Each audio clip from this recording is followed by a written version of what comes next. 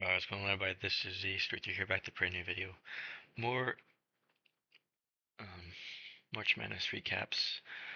I do apologize. I am quite late to this. The games happened last week. It is now Friday morning. Sorry, Thursday morning. Well, Thursday at noon, really.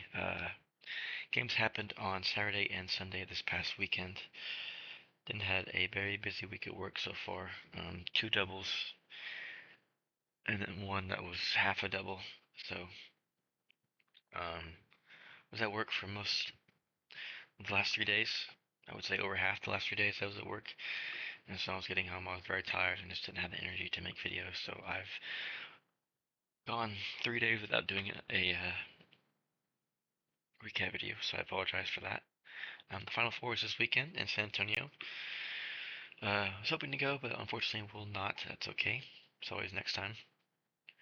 Um, let's go ahead and get to these games and see who will be playing in the Final Four this weekend. First off, we got Texas Tech 3 seed versus 1 seed Florida State. In the West region, Texas Tech coming off that big comeback win against number 10 seed Arkansas, the only Cinderella we had this year, really. They were the highest seed remaining by far. Arkansas was up by 16 against Texas Tech, and then Texas Tech stormed back and won in overtime. Florida has had some tough games, beat defending back-to-back defending national champion UConn. Funny enough, uh, UConn, obviously back-to-back national champions, didn't have that best of a year this year. They were only an 8 seed. Still a very dangerous team. They played Florida very, very well. Um, and the last team to actually do back-to-back before UConn was 06-07 Florida. So the last two teams that were playing that were back-to-back national champions played each other, and that was kind of cool how that all happened. Walter Clayton Jr., their star player, arguably the best guard in the country, and I would say top three players in the entire nation. Cooper Flagg, John Broome, and Walter Clayton Jr. Walter Clayton Jr. and John Broome were both unranked. Cooper Flagg, obviously the number one recruit. Other two guys are unranked. That's pretty cool how it's different. He's also supposed to be in high school and they're seniors, so it's very two different parts of the spectrum there. But Florida again was down by 10 at one point. I think with 3 minutes remaining, they were down 9 or 10 points, and Texas Tech was dogging them, walking them all day. Texas Tech is a very physical, tough team, and they were out physicalities. Florida, I don't know how you would say that.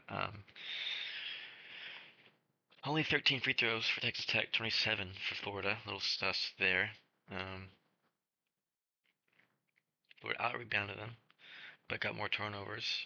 Uh, Top in here, their star player had 20 points. D. Williams had 23, but they were getting dog walked. They weren't getting dog walked, but they were just Tech was playing them tough, and they just were not responding until they went on an 18-4 run in the last 3 minutes of the game. Walter Clayton had 30 points, including a big time shot where he kind of just dribbles backwards for like 5 feet and then shoots a fadeaway three.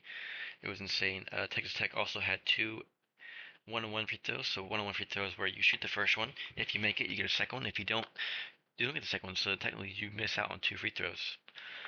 They missed two of those, which I think were the nail in the coffin for Florida's comeback, and they ended up winning by 5. But being down by 10 with under 3 minutes to go, and then winning by 5 is a big turnaround. As I said, 18-4. So Texas Tech, that was a tough bus ride home. That they should have won that game, and that would have been a big upset. Florida's, other than Duke, is the other team that's picked the most to win the national championship, and I would say it's the best matchup against Duke as well. Almost lost, and they probably should have lost, but hey, just like that, Texas Tech goes down by 16. But the better team always finds a way to win. If Florida was the better team, they found a way to win. Another game that was not so close was Duke and Alabama. Now, for the majority of the game, it was close. At halftime, Cooper Flag hit this crazy buzzer beater three to go up by 6, I believe. So it was close the whole game. In that first half, I would say Alabama was shooting better in that first half. They were getting really good drives on Duke. I would say, we're playing a lot better offensively on Duke. Duke was also a bit careless with the ball in the game. They were committing quite a few turnovers. Go ahead and look at it. They had 13 turnovers. They were averaging 5.7 per game, so that's well over double their average. So that was keeping Alabama in the game. That Duke was struggling on offense. And that second half, it was kind of getting close. There was one point where Duke had only 2 fouls and Alabama had 5. You look back up, Duke is at 10 fouls, Alabama's at 5. So there were 8 foul calls before Alabama got called for a call, and it was getting really close. I think that was a bit sus. I think the refs are trying to keep them in the game, trying to keep it physical, or trying to keep the game close, because they weren't letting Duke play defense. And that last half of the game, I think for some reason they decided, you know what, let's put the whistle away because people are gonna get really mad. And so they started letting Duke play defense again. And as you can see, they won by 20. They went on a 13-0 run, I think, in the last 3 minutes.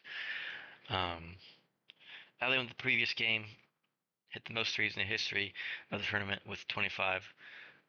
Mark Sears hit the most of any player one game with 10. They shot well over 50% from three. A historic night. This night, they go ice cold, 8 of 32. That's 25%. So they made less than half that they did last game. And here's why Duke won. Duke is a big team. I think they have the best defense in the nation. I think they're better than Tennessee and better than Houston in terms of defense. And better than Florida. They're very, very big. They got the big guy down low, Malawal, that's so big and such a great presence down low. He's like 7'2", that he can either he's blocking your shot or he's making you shoot a very hard shot. And because he's so big and so strong down there, they can run players off the floor, and they can run them off the three-point line and force them to drive because they don't really want to drive on Malawal.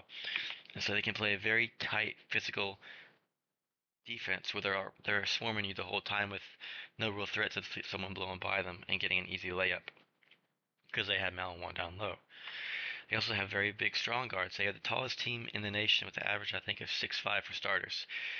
Sion James, also probably the strongest guard in the entire NCAA. He's absolutely jacked and ripped, so he's going to dominate any small guard that you put on him. He's going to drive into him, and there's nothing they can do to stop him, as well as they can't drive on him because he's too strong. Cooper Flag, obviously, also a very, very large dude, very athletic, great offense and defensive player. Colin Knippel, I would say, is the worst defender, but still pretty good. He plays really, really tough. Like I said, he's going to play up against you and he's going to pressure you to drive. If you drive and you beat him, you're going to end up against Malawal or Flag. And good luck.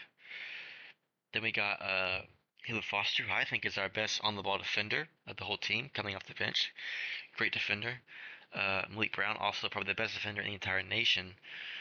He's obviously had an injury. He only played 2 minutes. I'm hoping he's going to get to play in the Final Four because he is a key part of the team. This team is Duke is stacked, and so the refs started letting them play, and then they dog walked Clemson Tide because they could not score on them. Like, here's the thing: when they played BYU, they were getting wide open threes all game long. And when you're getting wide open threes all game long and they're in rhythm and they're wide open, you're going to make a lot of shots. But when you play Duke, you're not going to get a lot of open shots. You're going to get heavily contested threes, off balance threes. We forced them to take a lot of bad shots. And because they took a lot of bad shots, they missed a lot of shots. People are saying, oh, they just caught them on a bad game and they were shooting bad. No. Their entire game plan was wrecked by Duke. They hardly got any open shots whatsoever. They got some in the first half, and that second half, they did not, and they could not score at all. There's a difference between hitting a wide open shot and even putting up a shot where a dude's in your face and he's taller than you. Like, they could not score at us whatsoever. They couldn't drive, they couldn't shoot threes, they missed a lot of shots, they couldn't get rebounds. We finally got some rebounds going,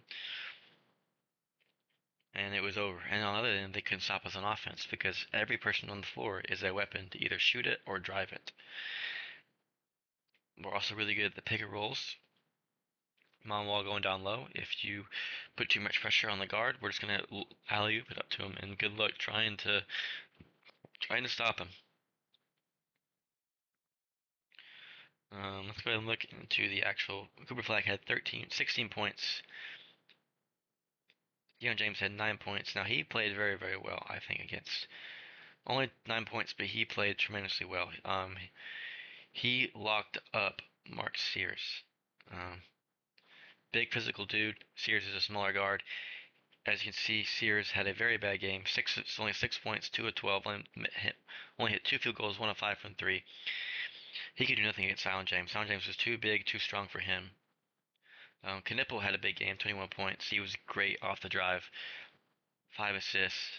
Other team in assists. Most of those assists were to Melonwall, who only missed 1 field goal because again they were mostly alley-oops. Proctor had another great game, 17 points. Now only shot 5 threes, but they knew he was such a great shooter that they were really going at him at the shot, which allowed him to drive easier.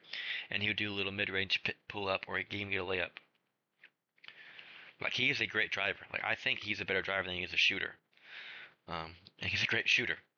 So he had a fantastic game. Off the bench, not much scoring here as you can see. But Foster played great defense. Isaiah Evans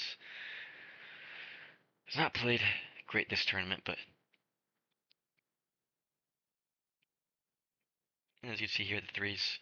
0 of 2, 3 of 6, 1 of 5. This guy was keeping them in the game, by the way. This guy right here. 1 of 5, 1 of 6, 2 of 4, 0 of 2. Like I said, their whole game plan was wrecked by Duke defense, and it was not close. Like you could tell they could not hang with Duke the whole game, and they ended up winning by 20. So a very scary game for other teams to face Duke. Tennessee and Houston. Houston almost won by 20 as well against Tennessee. People thought this game was going to go down to the wire, but it did not. I did not get to watch this game, unfortunately. Um, 5 of 29, 17% is really bad. 20% from field goal range, so they were not shooting well. Houston is one of those great defensive teams. They're very fast, very physical as well. Not rebounded them. Only 4 free throws for the game from Houston. That is very shocking. Not under turnovers for both teams. OJ Cryer, 17 points. Sharp, 16, so their stars showed up. Let's see. Only 1 made shot for their star player. That's not very good. Lear had 17. So a unbelievably poor shooting night from Tennessee gets them blown out by 19 points by Houston. And Tennessee, once more, I think they had the most March Madness visits in the history of the college basketball with no championship and no Final Four. So, yikes. Michigan playing Auburn, a little closer, but this was more of a game that Auburn controlled the whole time. And when Michigan made their run, they would just answer back, and Michigan State really had no shot the whole game. Auburn had a lead like the whole game here. Neither team is shooting too well from three. 20 free throws, 16, that's not too bad. Only under turnovers for both teams. But again, this Auburn was just too good against Michigan State.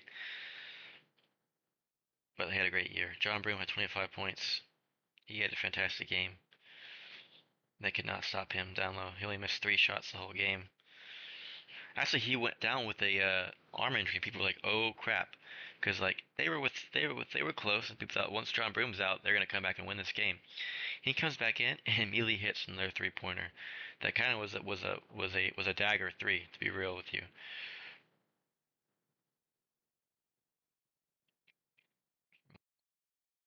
Let's see how Beers only has 2 points. Hmm. Power only had 4. Ooh, look at that. 20 point. 0 of 10 and 0 of 5. That is really tough. That's the game right here. Is this guy having worst performance of his entire life probably. 0 of 10 is really bad. Like that's like your team's gonna lose. That's like RJ Lewis bad. And so let's go ahead and go into the official bracket. The Final Four in San Antonio is set for the second time in the entire history of the NCAA tournament. The last time was 2008. So we have all 1 seeds making it to the Final Four. Again, people are complaining about the NIL and that all these big schools. It's 1 year. Last year we had But only 2 years ago, we had a 9, 4, 5, and like an 8 in the Final Four. Like, relax, guys. This is just one of those years where the top seeds are just that dominant. Like, you cannot tell me these have not been the best teams in the nation by far for most of the year. For instance, Tennessee got blown out a lot in the year. Texas Tech, a great game, really great team, really underrated team. They made it to the Elite Eight. Michigan State, another great team, they made it to the Elite Eight. Alabama, another great team, made it to the Elite Eight.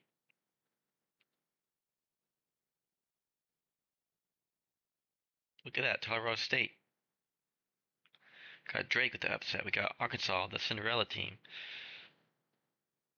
McNeese beat Clemson. Wisconsin going down to BYU.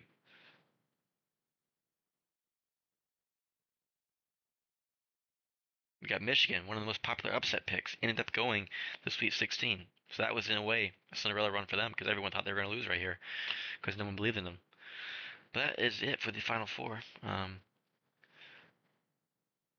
Really, for the Elite Eight, we got the Final Four coming. Obviously, I'm a Duke fan, so I'm thinking Duke and Florida will match up. I think that would be the best two teams in the nation to match up. I think Duke is just too big for Houston.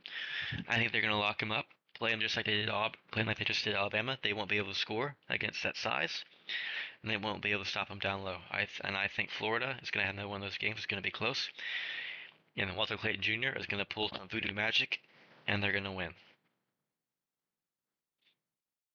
That's what I would like to see. I think that's what the nation wants to see is those two teams battling it out. Um, Duke has already beaten Auburn. Was their first loss actually at home. But that'll be it for today's video. Leave a like if you enjoyed. Subscribe for more content. Let me know how your bracket is going. I've got all but one Final Four team in. I did not have Houston making it this far. Um, have I actually had Clemson here, and they lost to McNeese. So, you know, big mistake there. But that'll be it for today's video. See you guys next time.